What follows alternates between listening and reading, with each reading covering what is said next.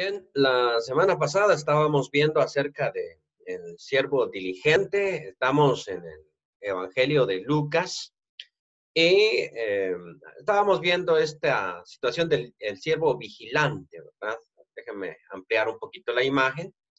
Eh, Vamos a tener la lectura. Decía, y aunque venga a la segunda vigilia, es una de las últimas presentaciones que habíamos visto, y aunque venga a la tercera vigilia, si los hallare así, bienaventurados son aquellos siervos. Pero sabed esto, que si supiese el padre de familia a qué hora el ladrón había de venir, velaría ciertamente y no dejaría minar su casa. Vosotros, pues, también estad preparados, porque a la hora que no penséis, el Hijo del Hombre vendrá. Entonces Pedro le dijo, Señor, ¿dices esta parábola a nosotros o también a todos? Y dijo el Señor, ¿quién es el mayordomo fiel y prudente al cual su Señor pondrá sobre su casa para que a tiempo dé su ración? Bienaventurado aquel siervo al cual cuando su Señor venga lo halle haciendo así. En verdad os digo que le pondrá sobre todos sus bienes. Mas si aquel siervo dijere en su corazón, mi señor tarda en venir, y comenzare a golpear a los criados y a las criadas, y a comer y a beber y a embriagarse, vendrá el señor de aquel siervo en día que éste no espera, y a la hora que no sabe, y le castigará duramente y le pondrá con los infieles. Aquel siervo que, conociendo la voluntad de su señor, no se preparó ni hizo conforme a su voluntad, recibirá muchos azotes. Mas el que sin conocerla hizo cosas dignas de azotes, será azotado poco. Porque a todo aquel a quien se le haya dado mucho, mucho se le demandará, y al que mucho se le haya confiado, más se le pedirá. Bueno, hay varias enseñanzas en estos pequeños pasajes, en estos pequeños versículos. El primero es que, aunque la Biblia es realmente un libro muy, muy importante y contiene mucha sabiduría y mucho conocimiento, realmente no lo contiene todo. Vamos a poner un par de ejemplos aquí históricos. Dicen que cuando el califa Omar conquistó Egipto, ¿no? Porque Egipto antes era romano, conquistó Egipto, entonces se topa con la tremenda biblioteca de Alejandría, que en la época antigua era la biblioteca más grande del mundo, famosa porque tenía muchos libros. Entonces este califa ordenó, quemen todo eso, o sea, quemen la biblioteca. Y le dicen, no, le dice, ahí hay muy buenos libros. Él dice, sí, pero se oponen al Corán, así es de que quémenlos. Y le dijeron, no, ahí hay libros de sabios antiguos que apoyan el Corán. Y él dijo, si apoyan el Corán no tenemos necesidad porque ya tenemos el Corán, así es de que quemen eso. La cuestión es si contradicen al Corán, quémenlo, y si lo apoyan también porque ya tenemos el Corán. Decían los judíos, mi segundo ejemplo, decían ellos tenían un dicho, para la época de Jesús. Todo el mundo está en la Torá y la Torá está en todo el mundo. La idea que ellos presentaban aquí es que, conste, la Torá para los judíos son solo los primeros 5 libros de la Biblia. Génesis, Éxodo, Levítico, Número y Deuteronomio. O sea, esos 5 libros corresponden para ellos Torá, que para Torá quiere decir guía, quiere decir ley, los libros de la ley. Al decir ellos que todo el mundo estaba en la Torá y la Torá estaba en todo el mundo, hacían un par de cositas. La primera de ellas es que ellos decían que todo lo que sucedía en el mundo tenía que encontrarse definitivamente en algún pasaje de la Biblia. Por ejemplo, si ahora hablamos de que nos vino este coronavirus, ese tiene que estar en algún texto en la Biblia. O sea, en alguna parte perdida, en algún profeta, en alguna esquinita por ahí, tiene que estar. La caída de las Torres Gemelas también tiene que estar ahí. Y el hecho de que los chinos hayan guardado información también. O sea, todo el mundo está contenido en la Torah y ellos trataban de encontrarlo. Obviamente, si uno tiene ese tipo de interpretación, nunca va a encontrar muchos detalles, pero ellos se encargaban de mover, por ejemplo, una comita por aquí, una tilde por allá, y hacían eso. La segunda cosa que perdón, La segunda cosa que nos conllevaba a decir que todo estaba en la Torá, aparte de buscar todos los acontecimientos, es negar cualquier cosa que no estuviera. O sea, eso no está ahí y por lo tanto no es cierto. Por ejemplo, surge un estadista, un psicólogo, un médico con algo que sea espectacular, bueno, dicen, ¿lo basaste en la Biblia? No, entonces no sirve. ¿Lo basaste en la Torá? No, entonces no sirve. Porque si no está en la Torá, eso no sirve, porque todo el mundo está en la Torá y la Torá está en todo el mundo. Nosotros los cristianos siempre reconocimos desde el inicio, creo, en término general, pero siempre hay uno que otro ahí loco que anda buscando cualquier cosa en la Biblia. Yo siempre he dicho, la Biblia no es un libro de finanzas, o sea, leyendo la Biblia no se vuelve uno rico, es mejor entrar a una escuela de negocios. Le digo a los muchachos, la Biblia no es un libro de psicología, tampoco es un libro, por ejemplo, Martín Lutero, cuando Copérnico surgió con la idea de que el Sol era el centro del universo, Martín Lutero le dijo que estaba loco. Estás loco, Copérnico. ¿Por qué? Porque la Biblia dice claramente que Josué paró el sol. No dice que Josué paró la tierra. Entonces no es la tierra la que se mueve, es el sol el que se mueve. Y también la Biblia dice, sean como vuestro Padre que hace salir el sol sobre buenos y malos. No dice que hace que la tierra gire. ¿Ya te fijaste, Copérnico? O sea, estás loco. Y por eso Galilei lo expresó en una frase muy célebre de él. Decía Galileo Galilei, ¿no? Que fue el que comprobó que las teorías de Copérnico eran correctas, dijo él, la Biblia nos enseña cómo ir al cielo, no cómo funciona el cielo. Dicho de otra manera, es un libro muy importante que nos va a llevar allá, pero no nos dice cómo funciona exactamente eso. Nos dice cuál es la voluntad de Dios, pero otro montón de cosas. Ahora, ¿por qué estoy diciendo todo esto? Porque muchos tratan de encontrar la fecha de la segunda venida de Cristo leyendo, como ellos mismos lo reconocen. Cuando uno lee un libro de estos, siempre dicen leyendo entre líneas. O como decía el hermano Conrado Urrutia, dice que no conocemos nosotros el día o la hora, pero no dice que no podemos conocer el tiempo aproximado. Entonces, y claro, cuando se hace un libro de estos, cuando se hace un documento de estos, no sé por qué nos gusta tanto. O sea, nunca me he explicado yo por qué. Eso es parte de la naturaleza humana, pero constituyen libros que se venden muy bien. Y eso a pesar de que la Biblia insiste constantemente en el hecho de que el día, la hora, y aquí voy a decir yo, incluso el tiempo aproximado de la venida de Cristo permanece un misterio completo. O sea, desde que Jesús dijo, vendrá la hora que ustedes no piensan, entonces tenemos que decir, eh, dejemos de pensar, porque es un cálculo prácticamente imposible. La única forma de vaticinar la segunda venida de Cristo es cada mañana hacer un vaticinio de hoy viene, porque tarde o temprano uno va a atinarle, ¿no? Pues le puede llegar el final a uno. Pero luego nos preguntamos, ¿no sabía Jesús cuándo iba a venir? Y la respuesta de Jesús es no. Esto no lo saben ni los ángeles del cielo, así de que no anden preguntándole a los ángeles, que no saben, tienen idea. Ni el Hijo lo sabe. Jesucristo lo dijo, ni el Hijo lo sabe. ¿Y eso por qué? En otro momentito tal vez podríamos meditar un poquito sobre ese por qué, porque está bien confuso. Pero ni él. Porque eso, dijo él, depende de la soberanía de Dios. O sea, Dios determina y dice cuándo. Eso es uno de los secretos más bien guardados.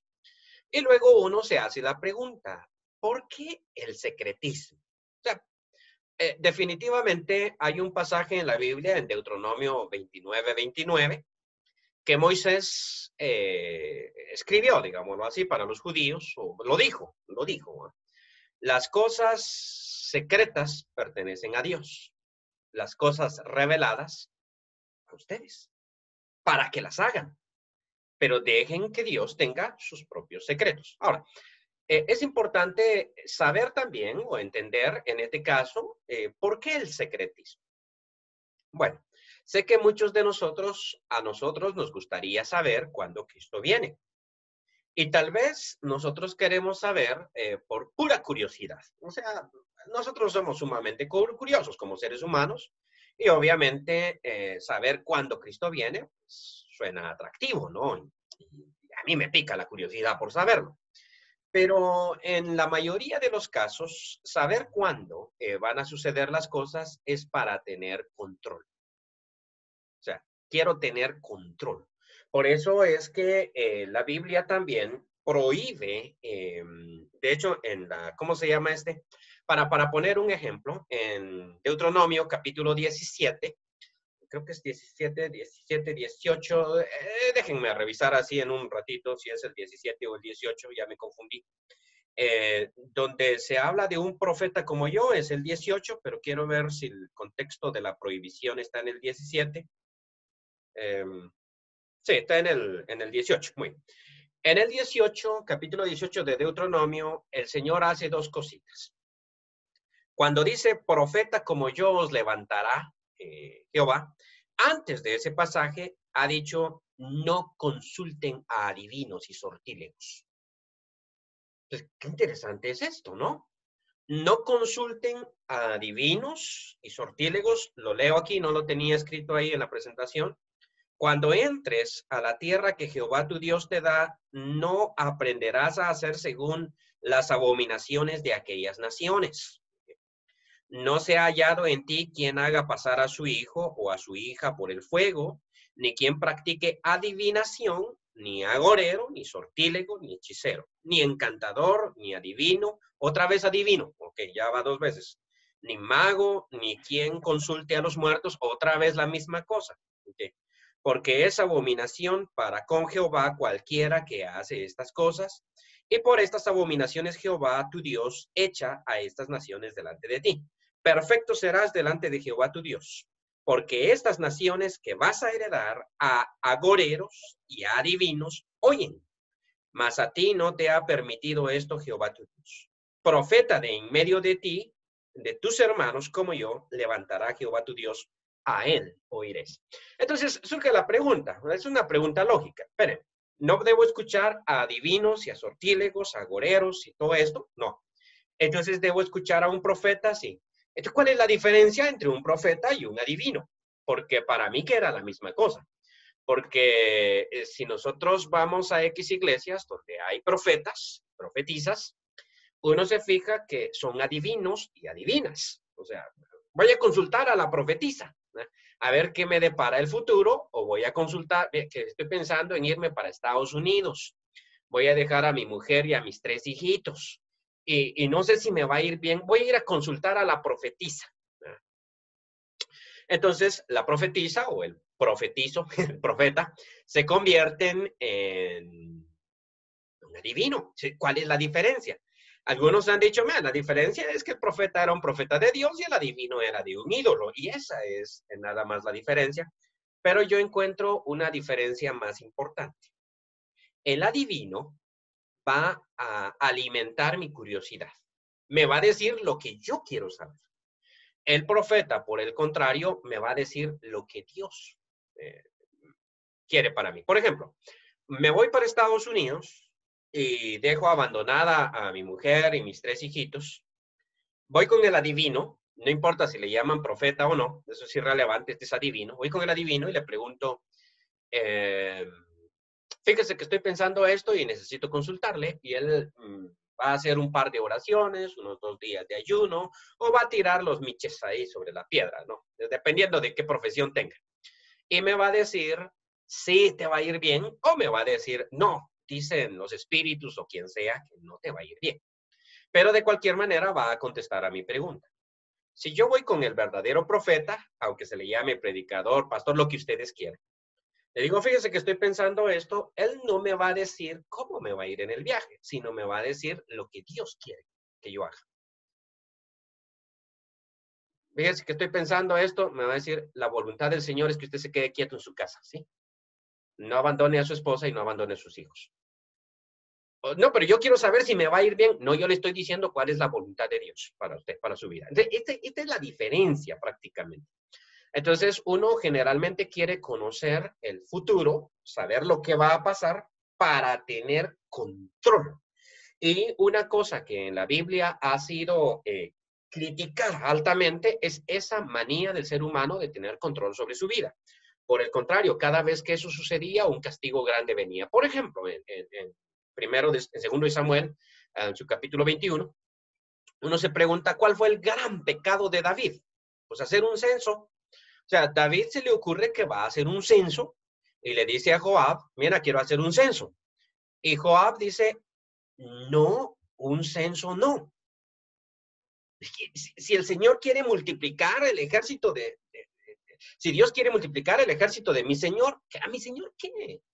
Él sabía que hacer el censo era malo, pero como la voluntad del rey se impuso, lo mandó a hacer el censo.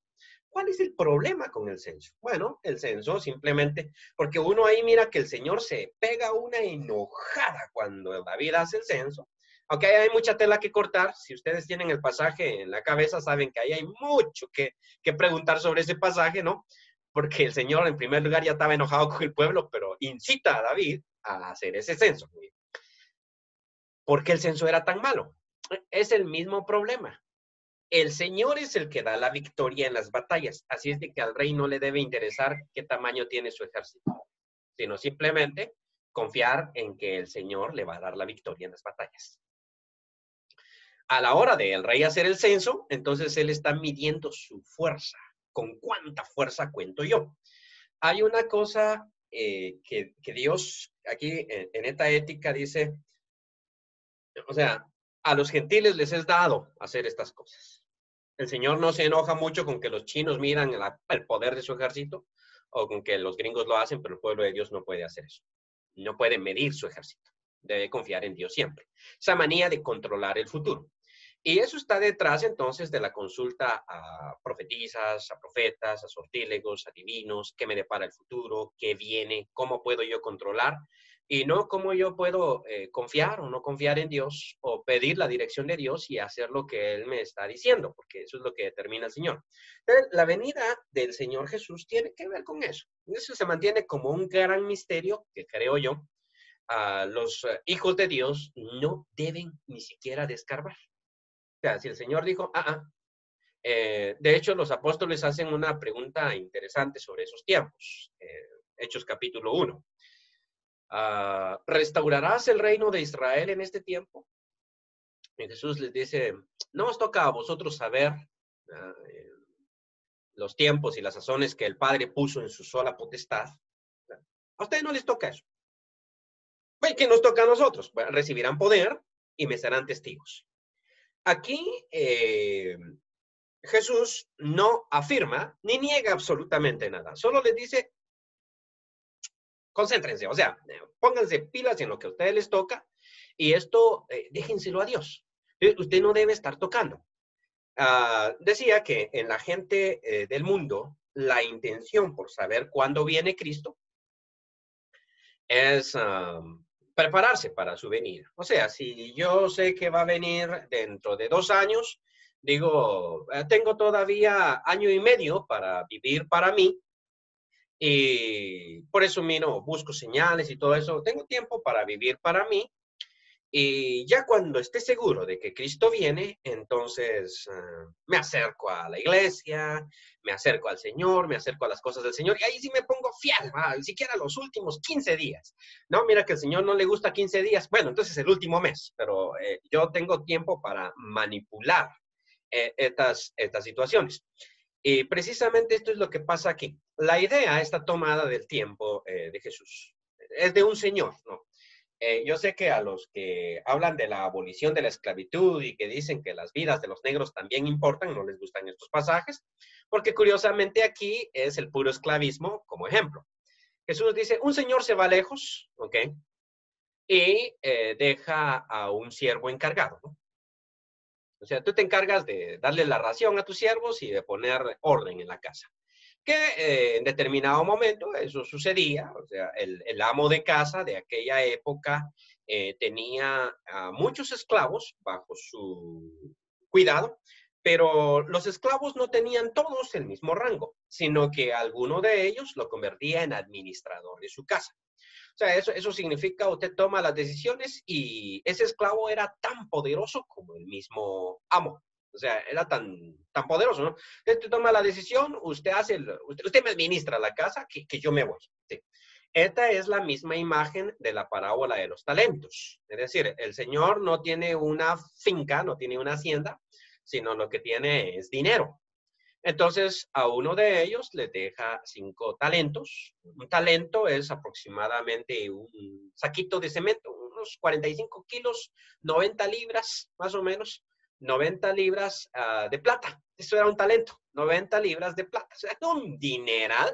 ¿Y cuánto vale una cadenita de plata? ¿Vas? Imagínate 90 libras de plata. Entonces, te dejo 5 talentos, al otro le deja 2 y al otro le deja 1. La idea es negocien con eso. Okay. Es mi dinero que yo les estoy dejando a ustedes para que trabajen. Cuando regresa el Señor, entonces hay que devolverle su dinero porque al final de cuentas el dinero era de él.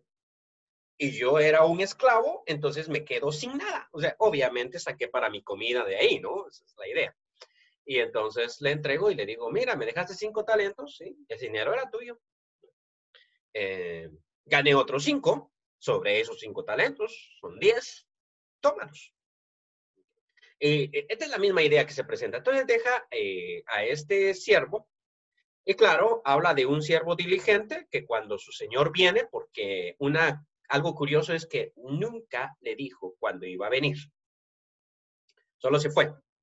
Y cuando regresa, lo haya entregando la comida, administrando bien. Sé que los negocios a veces van bien, a veces van mal. La casa puede ir bien, puede ir mal, pero él está haciendo el trabajo que le dijeron que hiciera.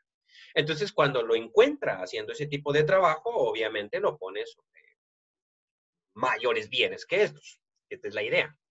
Sobre lo poco fuiste fiel, le dijo al hombre que manejó 5 saquitos nada más de plata, imagínense esa cantidad, sobre mucho te pondré. O sea, fuiste fiel sobre poco, okay. Te voy a poner sobre mucho. El caso es que presenta el otro ejemplo. El otro ejemplo es del siervo que dice, mi señor tarda en venir. Así es de que esa frase da la idea de que los evangelistas están, o el mismo Jesús deja esas instrucciones, pero voy a decir, en este caso, Lucas, que escribió el Evangelio, está consciente, que él escribió, están conscientes los apóstoles que el Señor puede tardar en venir.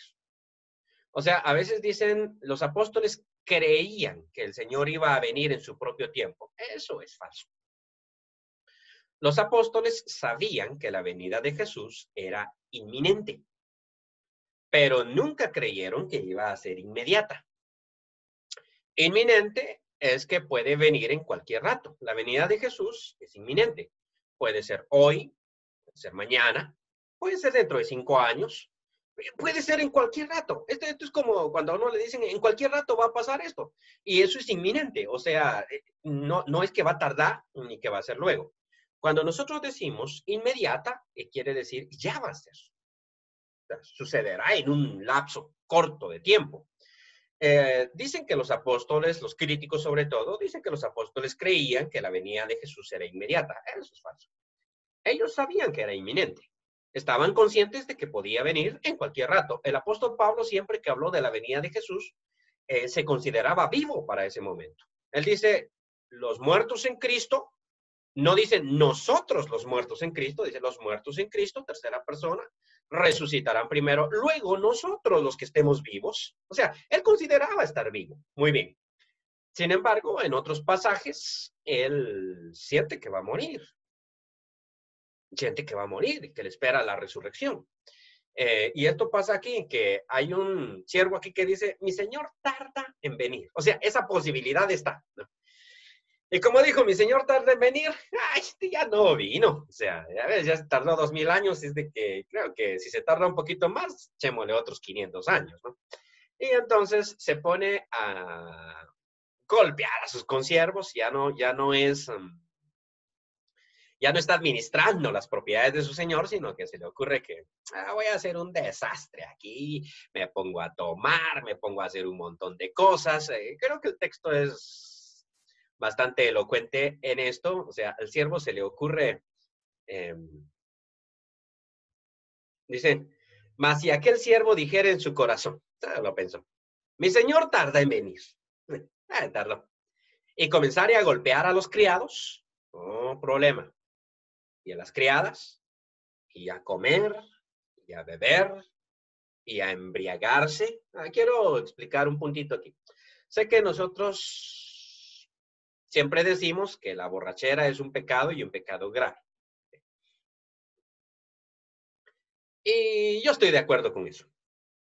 Pero los judíos aquí no están pensando, este tipo, su pecado es emborracharse.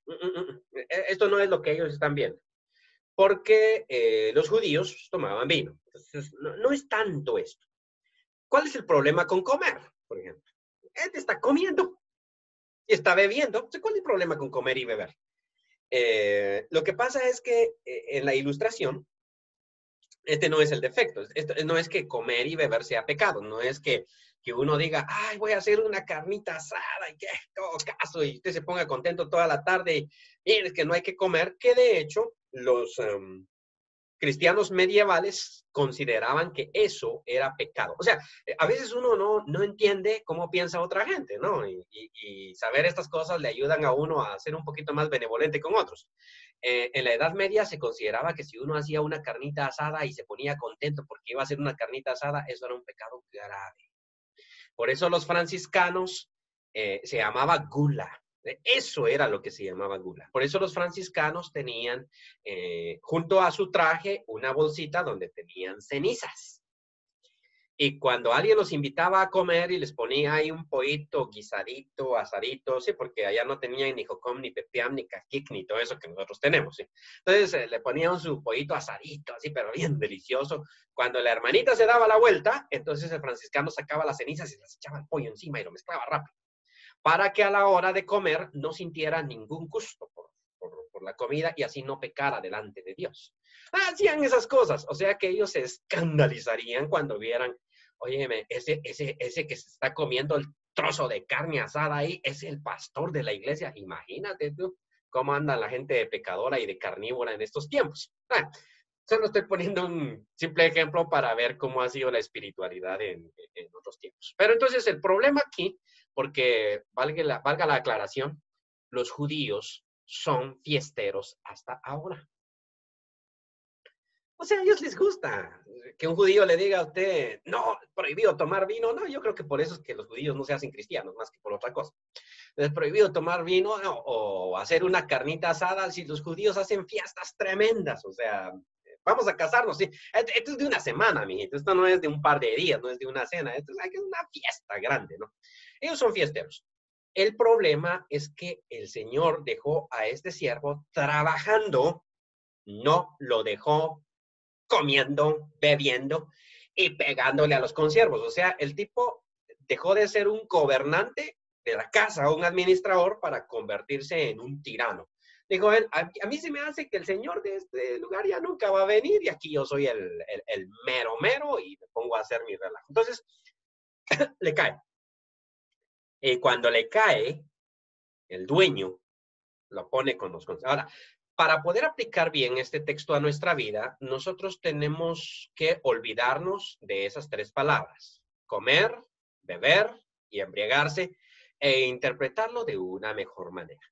Es decir, otro montón de cosas que a nuestros ojos pueden parecer o son pecaminosas, mejor dicho. No tanto eso, por ejemplo, uno dice, pero ahí no habló nada, por ejemplo, acerca de esto o lo otro, como robar, ahí no dice nada de robar, entonces yo sí puedo robar. No, no, no, no. Lo que está diciendo es que uno debe vivir el día a día como si Cristo fuera a venir. O sea, si Cristo viniera hoy, esa es la pregunta. Esta es la pregunta fundamental y aquí el cristiano no debe preguntarse, ¿en serio va a venir? No, no, no. Si Cristo viniera hoy, ¿va a venir o no va a venir? Sáqueme de esa duda porque hay algo que yo todavía tengo que hacer. Este es un problema, ¿sí? Este es el problema, definitivamente. Si Cristo viene hoy, yo me puedo parar frente a Él y decir, Señor, yo estaba listo para que tú vinieras. En esto quiero insistir en el punto de que somos salvos por gracia, pero es necesario permanecer en la gracia. Y hay una forma de permanecer en la gracia y hay una forma de caer de la gracia. Eso es definitivo. pero yo estoy listo, pues, si me dicen Cristo viene hoy, yo estoy listo, me pongo contento o me pongo triste, porque el siervo cuando está haciendo bien su trabajo y le dicen, sabes que tu amo ya viene como a una cuadra, él se pone contento, ¿no? Ay, qué bueno que me encontró en estas, ¿no? Me encontraron en estas. Por el contrario, decir, fíjate que tu amo viene como a una cuadra. Híjole, ¿y yo qué he estado haciendo? No, yo tengo tremenda fiesta aquí, estoy organizando un montón de cosas, pero son puras actividades personales. La segunda cosa que quería comentar sobre el pasaje es que la parte final presenta una dualidad entre los diferentes niveles de responsabilidad que pueden existir en las personas. Aquel siervo que conociendo la verdad de su Señor no se preparó ni hizo conforme a su voluntad recibirá muchos azotes. Mas el que sin conocerla hizo cosas dignas de azotes será azotado poco. Porque a todo aquel a quien se le haya dado mucho, mucho se le demandará, y al que mucho se le haya confiado, más se le pedirá. ¿Por qué dice esto Jesús? Esto proviene de la pregunta de Pedro. Recuerden que Pedro dijo, Señor, ¿le estás diciendo esto a nosotros o se le estás diciendo a todos? Y el Señor no contestó, sino que se puso, ¿quién es el siervo? Y sigue, como que ignoró a Pedro. Tenía yo un profesor, John T. Wills, en Estados Unidos, que tenía una mente prodigiosa. Uno de esos que la verdad es que su mente sí es increíble. Y nosotros éramos como unos 17, 18 en el salón de clase. Los gringos nunca enseñan a grupos de 50 o 40, ¿no? Tienen poquitos en el salón de clase. De 17, 18, 20 creo que es el máximo. Cierran el salón porque el profesor no los puede atender. Pero la cuestión es que uno le hacía preguntas, mire, hermano, tal y tal cosa, y él solo decía, estoy escuchando, estoy escuchando. Y después se lanzaba un discurso como de hora y media, porque la clase nuestra era de 3 horas. Pues se lanzaba un discurso y era increíble cómo en la mitad del discurso, y contestando a la pregunta de fulano, y contestando a la pregunta de, qué interesante cómo se memorizaba todas las preguntas de todos y en determinado momento uno decía, se olvidó de mi respuesta, ¿no? Con respecto a la pregunta de Selvin de la semana antepasada, no me he olvidado, lo que pasa es que ahorita íbamos a tocar esto. Qué bárbaro. Y Jesús hacía así, o sea, Pedro le preguntó, él lo ignora, pero ahora le va a decir, Pedro, se los dije a los dos. Solo que para ustedes representa mayor responsabilidad. Para los otros no. ¿Cómo así? Bueno, en determinado momento leemos nosotros en el Pentateuco, en la Biblia, que los israelitas, por ejemplo, pidieron agua y Dios les da agua. Y después miramos nosotros que vuelven a pedir agua y Dios se enoja. Y uno dice, pero ¿por qué dos resultados diferentes? ¿Por qué pidieron agua al principio y Dios dijo, tranquilos, yo les voy a dar agua? Pero luego piden agua y Dios dice, ¿qué pasa a esta gente? ¿Verdad? O sea, me colmaron. ¿Cuál es la diferencia? La diferencia es que un fenómeno sucede antes del encuentro de Sinaí y el otro después. O sea, en determinado momento, el Señor dice, ustedes ya saben que yo los voy a cuidar, ¿ok? Ustedes ya saben que yo les voy a cuidar. Así que no hay ningún problema, ¿ok? Pero después les dice, bueno, ustedes ya saben que yo los voy a cuidar. Así es de que dejen de estar pidiendo estas cosas, porque ustedes ya saben que yo les voy a cuidar. Entonces, eso significa entonces que el Señor, entre mayor cosas nos ha dado, eso significa que va siendo un poquito más impaciente con nosotros, ¿sí? Exactamente. Y aquí viene el ejemplo. Cuando un siervo hace lo indebido, no es que sea inocente. Aquí la inocencia, esto es como lo que dicen en nuestras leyes, ignorancia de la ley no es ninguna excusa, ¿no? O sea, yo de repente infrinjo la ley y la autoridad me agarra por infringir la ley y que yo diga, mire, lo que pasa es que yo soy ignorante, eso no es ninguna excusa. Yo no puedo alegar ignorancia de la ley. Con Dios parece que es exactamente igual porque dice que el siervo hizo lo indebido pero no conocía la voluntad de su Señor. Entonces él debería de ser inocente, dice uno. Mira, si él no conocía la voluntad del Señor, yo digo que debería de ser inocente, ¿no les parece? Pero el Señor dice, no, porque el que no lo conocía recibirá. Eso sí, el Señor va a ser compasivo con él. Son pocos azotes. Aquí también tenemos nosotros que alegorizar los azotes. No piensen que el Señor allá arriba lo va a amarrar al pobre. Bueno, ahora sí, ¿cuántos le vamos a dar a esto? Y va a poner al arcángel Miguel ahí, dele, que dele. No, pues no va por ahí. Tenemos que alegorizar, pero dice el castigo va a ser, pero igual, este es responsable de lo que hizo. Un compañero nuestro aquí, resulta que sus papás lo llevaron de niño para Estados Unidos y los niños no pueden infringir la ley. Entonces, es de lógica. Menos las leyes migratorias. Entonces, él entró a Estados Unidos cuando era niño. Después cumplió la mayoría de edad y vino y estuvo por aquí en Honduras y luego fue a solicitar visa. Quiero visa para ir a Estados Unidos y le dijeron, no, porque usted fue ilegal en Estados Unidos. Así es de que tiene que pasar un tiempo de 10 años. La embajada dice que después de 10 años caduca el delito cometido. Entonces, después de 10 años. Entonces, él dice, no, pero yo era niño cuando fui a Estados Unidos. Sí, era niño. Pero cuando cumplió 18 años, decidió quedarse allá. O sea, cuando era niño no había problema. Si a los 17 años con 364 días, él dice, pues me voy para mi país. Entonces no hay ningún problema. Usted no infringió la ley porque era menor de edad. Pero cumpliendo los 18, ahí sí infringió la ley. Yo no sabía. Ignorancia de la ley no es excusa. Pero después de 10 años le va a caducar. No se preocupe. No es ningún problema. Esto es interesante porque a veces uno se pregunta, por ejemplo, ¿qué pasó con los mayas? Es una de las preguntas que siempre me hacen. Porque mire que los mayas no tuvieron la revelación de Dios, no tuvieron la Biblia, no tuvieron esto, no tuvieron lo otro. Ellos vivían dentro de su propia cultura. Ok, estoy totalmente de acuerdo. Pero el Señor dice, pero sí, no conocía la voluntad de su Señor. Pues sí, pero hizo lo indebido. Entonces recibirá pocos azotes. Pero aquel siervo que conociendo, o sea, aquí le está diciendo a Pedro, contestándole, tú me preguntaste si era para ustedes o para ellos. Para los dos, solo que ustedes deberían de tomarlo más en serio. Y por eso es que cuando dice, no os afanéis por el día de mañana, en determinado momento dice, los gentiles tal vez piensan estas cosas, ¿no? Los gentiles piensan estas cosas, pero ustedes no. Déjenme buscar el pasaje porque creo que lo tengo en contexto. No sé desde cuándo traigo esta presentación.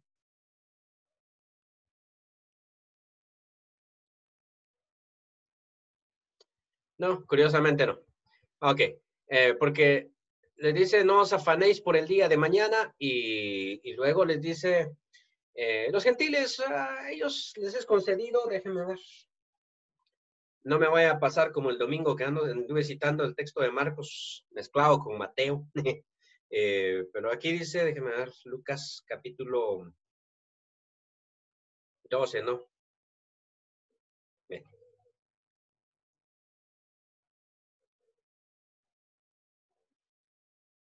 Dice, déjenme ver.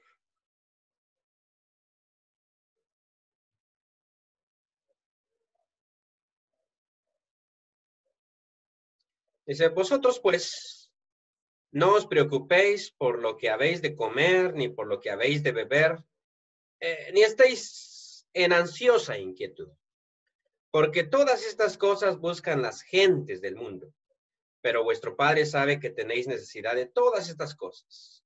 Mas buscad primeramente el reino de Dios y su justicia. Sí, en Mateo es donde dice los gentiles piensan estas cosas.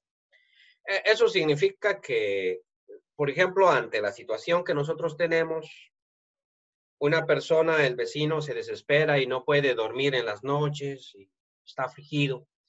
¿Cómo lo ve Dios? Tal vez Dios dice, pobrecito, se desespera y justifica, pobre. Pero luego si yo ya no puedo dormir en la noche, estoy ansioso, entonces el Señor no dice, pobrecito Selmi, no dice, bueno, ¿y a este tipo qué le pasa?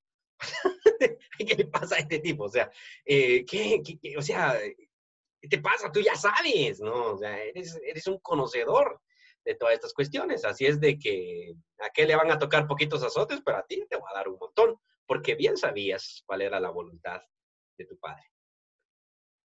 Bien, no sé si hay algún comentario.